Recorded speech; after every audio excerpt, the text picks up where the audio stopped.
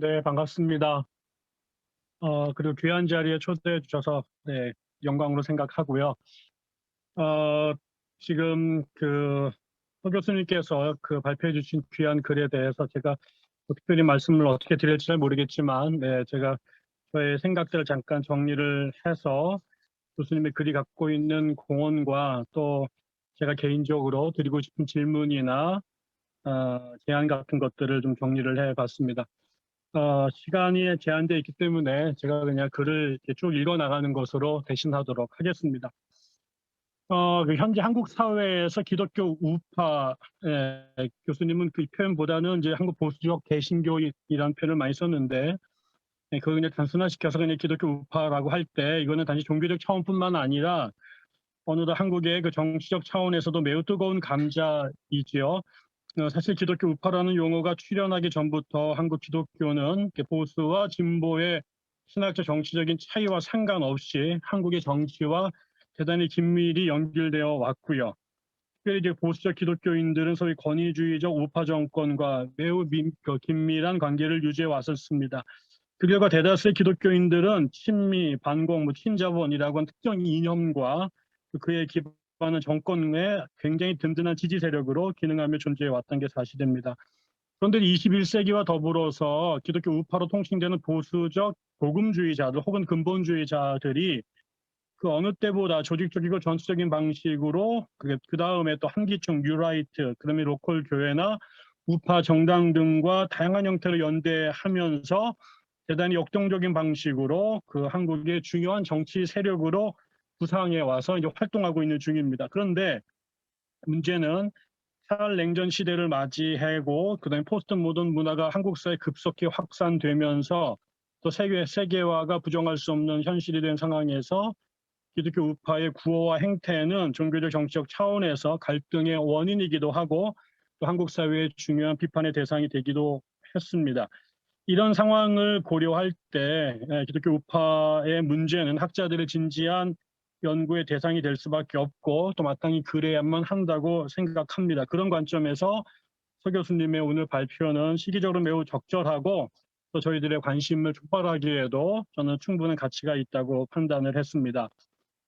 먼저 글을 몇 가지로 정리해 보면 서 교수님이 그래서 한국의 기독교 우파의 출현과 발전 그리고 그것을 촉발했던 시대적 사회적 배경과 쟁점을 역사적인 맥락에 따라서 적절히 설명을 해 주셨어요. 그래서 한국 근대사에서 특별히 21세기의 기독교 우파의 변화상 그리고 그 실체를 포괄적으로 제시해 주고 계십니다. 그 결과 이 글은 독자들이 한국 기독교 우파의 역사와 실체를 제대로 파악할 수 있도록 대단히 친절하게 안내해주고 있다라고 생각이 들었습니다.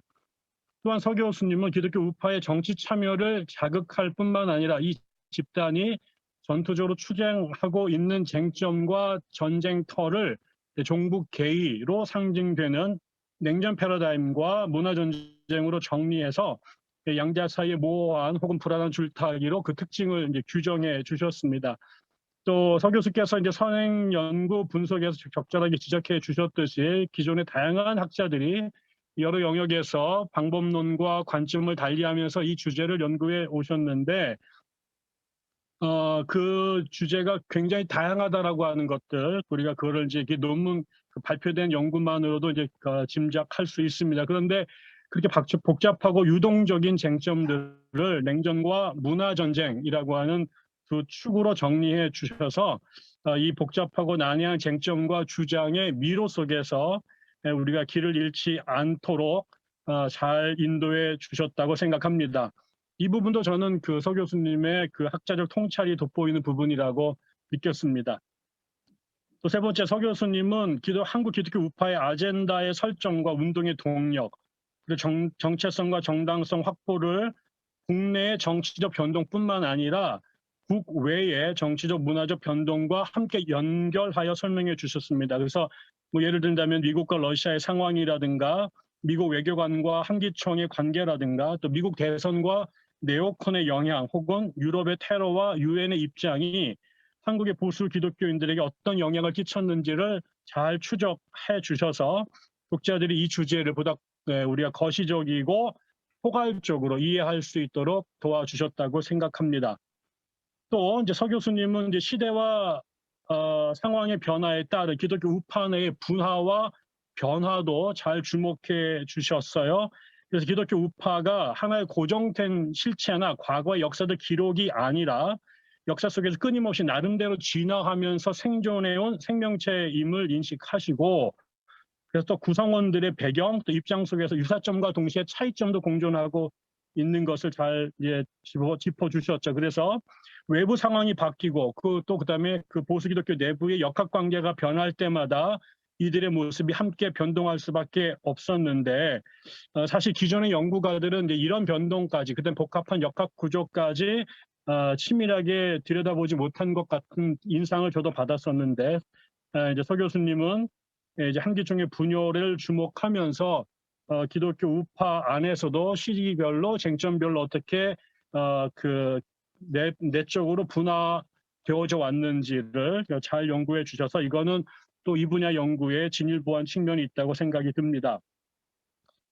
대신 몇 가지 제가 질문을 좀 드리고 싶은 게 있었는데, 하나는 첫 번째 질문이에요.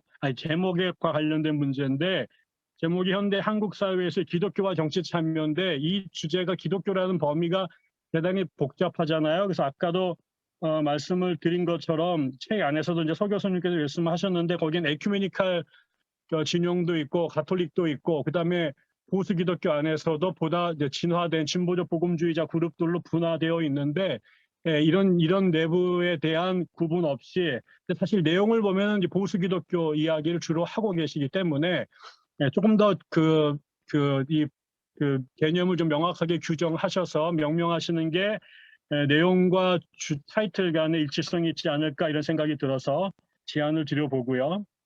또 두 번째로는 이제 본 글이 이제 기독교 우파의 정치 참여를 검토하시면서 그 내부의 갈등과 분열에 주목을 하셨습니다. 이 점은 앞에서 언급했듯이 이 본 글의 굉장히 중요한 장점이라고 생각이 되는데요. 그런데 그 갈등과 분열을 가능하게 했던 기독교 내부의 다양한 원인들, 또 그다음에 분열 이후에도 쟁점과 사안에 따라 여전히 같은 배를 탈 수밖에 없는 공통된 운명이 있지만, 그럼에도 불구하고 그 안에 끊임없이 존재하고 있는 역설적인 긴장이라든가, 또 사회와 또 시대의 상황의 변화에 따라서 그 집단의 구성원들 간에 끊임없는 어떤 변동들이 나타나고 있는데, 저는 이런 부분들이 충분하게 주목되어 있지 않지 않은가, 이런 생각이 들었습니다. 또 서 교수께서 잘 인식하고 계신 것 같이 기독교 우파라고 하는 우산 아래 모인 사람들의 신학적 정치적 배경이 굉장히 다양하고, 또 집결한 이유와 목적, 또 운동의 방향과 지향점들도 상당히 다양하고 상이해 보입니다. 그래서 저는 앞으로 그냥 분화했지만 그 분화의 양상들을 조금 더 면밀하게 다각도로 들여다봐야 되지 않을까, 그래서 이 부분에 대한 더 깊은 연구가 필요하다 생각이 들었고요. 또 그다음에 서 교수님은 기독교 우파의 정치 활동에 끼친 다양한 국내외의 원인과 배경을 설명해 주셨는데, 하지만 기독교 우파의 주된 구성원인 보수적 개신교회가 직면한 그 내적인 위기와 모순에 대해서는 거의 얘기하지 않으신 것 같아요. 그러니까 국내외 정치 상황, 그다음에 국외의 정치 문화적 상황은 주목하셨지만, 사실은 이렇게 한국 교회가 적극적이고 전투적인 정치 집단으로 변모하게 된, 그것을 추동했던 전 한국 개신교 내부의 내적인 모순과 또 직면한 문제들도 있었다고 보는 거죠. 예를 들어서 아까 언급을 다 안 하신 건 아닙니다만, 동성애 문제라든가 난민이라든가 이슬람 등을 대상으로 한 혐오와 배제를 조장한 이유는 단지 그것들이 한국으로 들어오기 때문만이 아니라 국내외 정치적 문화 변동에 따른 위기의식이 국내외 안에 있었는데요. 예를 들어서 2001년 이후로 한국의 대표적인 대형 교회들, 광림교회, 삼일교회, 사랑의 교회, 명성교회 같은 교회들 안에서 각종 스캔들이 터져 나오고, 또 신천지나 하나님의 교회, 안상홍파 같은 이단들이 굉장히 발흥하면서 공격적인 전도를 하게 되면서 교인들이 대거 이탈이 있었고, 또 이런 이런저런 모순에 의한 100만에서 200만에 가까운 가난 성도들이 급증을 하면서 한국 교회가 교세가 급감을 하고 그런 그 내부적 모순에 대한 사회적 비난이 굉장히 고조가 되면서 저는 한국 개신교 자체의 존재론적 위기의식이 급증하기도 했다고 생각합니다. 이런 것들이 자신들을 향한 비난의 화살을 외부로 돌리기 위한 어떤 희생양 찾기로 동성애 문제라든가 차별금지법이라든가 이런 문화전쟁이 고조된 측면도 있지 않을까 싶은데 이 부분에 대한 언급이 없으셔서 제가 궁금했습니다. 그다음에 이제 끝으로는 이제 제일 궁금한 것은 한국의 이런 기독교 우파가 지금까지 잘 왔는데 앞으로 어떻게 발전될지, 생존할지, 아니면은 소멸할지, 아니면은 변화되면 어떤 모습 변화될지에 대해서 되게 궁금한데 선생님의 생각은 어떠신지 좀 듣고 싶고요. 또 만약에 또 계속 이런 그룹들이 한국 사회에 존재한다면 이런 그룹들이 단순한 사람들의 인상을 찌푸리고 불쾌하게 만들고 역사 발전을 저해하는 그런 암적인 요소가 아니라 보다 긍정적인 역할을 할 수 있는 길은 뭐가 또 있지 않을까. 또 그러기 위해서는 무엇이 필요할지 또 사회학적으로 선생님께서 어떤 그런 그룹들을 향하여 조언이나 충고를 주실 수 있는지 뭐 이런 생각들도 좀 궁금하게 들었습니다. 저는 뭐 일단 기본적으로 매우 흥미롭지만 난해하고 어려운 주제인데 이 문제에 대해서 잘 조사하시고 또 훌륭한 통찰에 근거한 제언들을 주셔서 굉장히 많이 배웠고요. 또 읽으면서 어떻게 이 시대 그리스도인으로 또 이런 문제 앞에서 살아갈까에 대한 고민도 개인적으로 깊어지는 그런 공부의 시간이었습니다. 네, 감사합니다. 여기까지 하겠습니다.